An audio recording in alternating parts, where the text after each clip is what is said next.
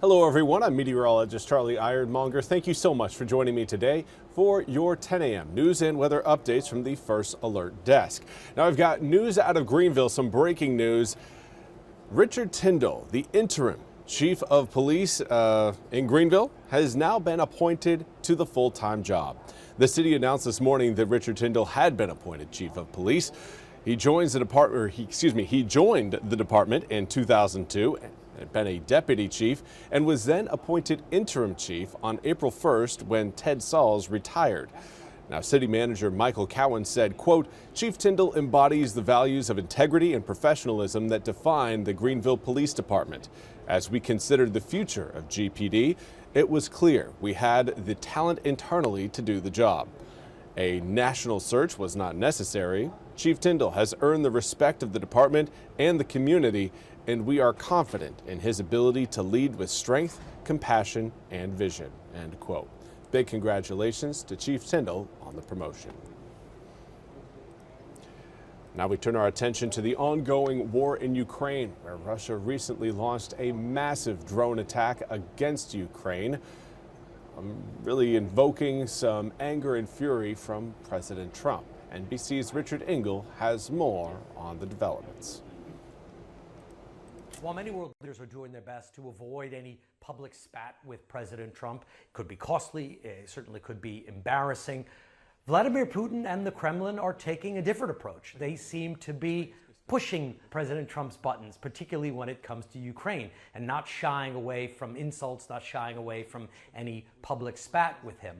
President Trump has expressed surprise and frustration that Vladimir Putin has not only rebuffed repeated attempts by the Trump administration to broker a ceasefire in Ukraine, not only has he failed to go to meetings, he's been intensifying his attacks against Ukraine, particularly drone and missile attacks against Kyiv and other locations. When President Trump said that he thinks that Vladimir Putin is behaving in a crazy way and that if this continues, there will be bad consequences for Russia, Russian state media, the Kremlin, former Russian officials close to Vladimir Putin have all pushed back and done so in a bit of a mocking way, with a Kremlin spokesman saying that President Trump seems to be suffering from emotional overload. And analysts that I've spoken to believe that Vladimir Putin's goal here might be to try and frustrate President Trump enough that he makes good on his threat to wash his hands of the conflict. And since the U.S. is Ukraine's main military, intelligence, and financial backer, that if the U.S. walks away,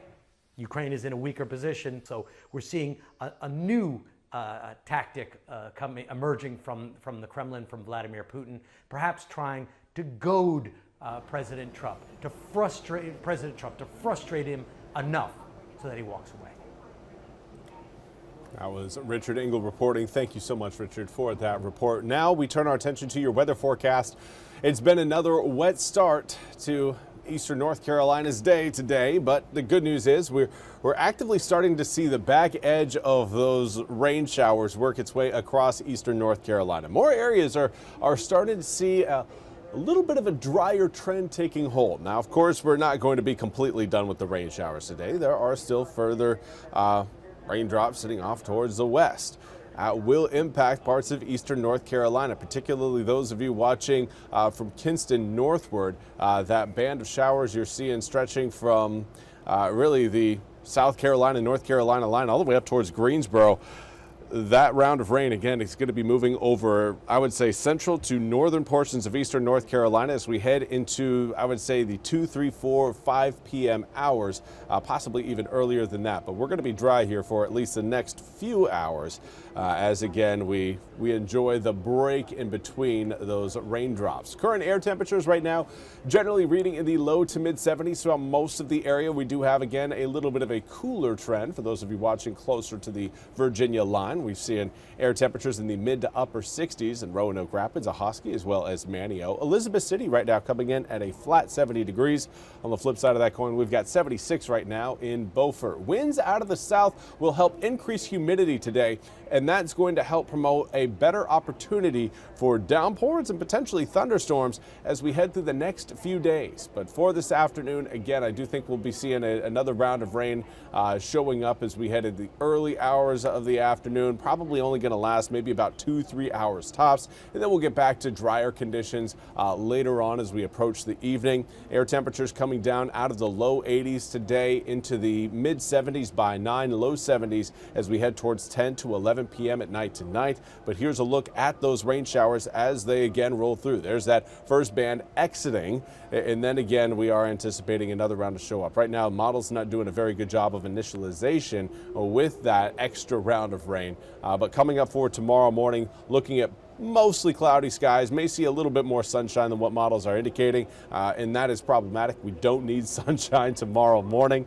That will only lead to a better opportunity for stronger storms rolling in later on in the evening. But this is system. Friday is going to be kind of one of those days where we get essentially two systems. One really late Thursday night, early Friday morning, and then another one coming in Friday evening. Let's zoom the picture out and you can see we've got low pressure systems lining up one after another, and each one of those low pressure systems has the potential of creating heavy downpours, strong winds, and again, the potential right now for flooding, just because they've been back to back to back, and our grounds right now are already soaked. We had a flash flood warning earlier today in Onslow County, and we've got multiple low pressure systems left to go before we can get to a drier weekend forecast this upcoming Saturday and Sunday. That'll be brought in by that high pressure system you're seeing over Nebraska. But between us and that high pressure system, we've got these two low pressure systems we got to get through, and that's what we're going to be experiencing again coming up late Thursday night, and then again Friday evening to Friday night. And it's that Friday evening to Friday night where we're going to be watching for storms, but also the potential of flooding. Just the amount of rain we've seen this week and the consistent nature of it does lead us towards the potential of seeing some ponding on the roadways, especially with the flash flood warning that we had earlier this morning.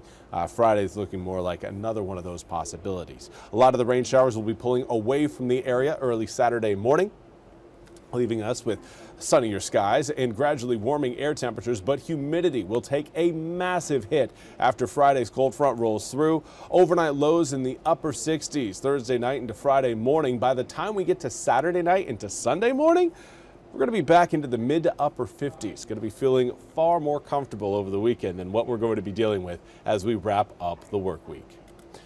Well, that's all we have time for today's 10 a.m. news and weather update from the First Alert Desk. I want to thank you all so much for joining me today.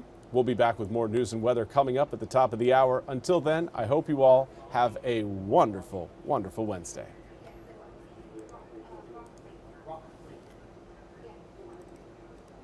This hour of the WITN First Alert Desk is sponsored by ENC Pirate Realty.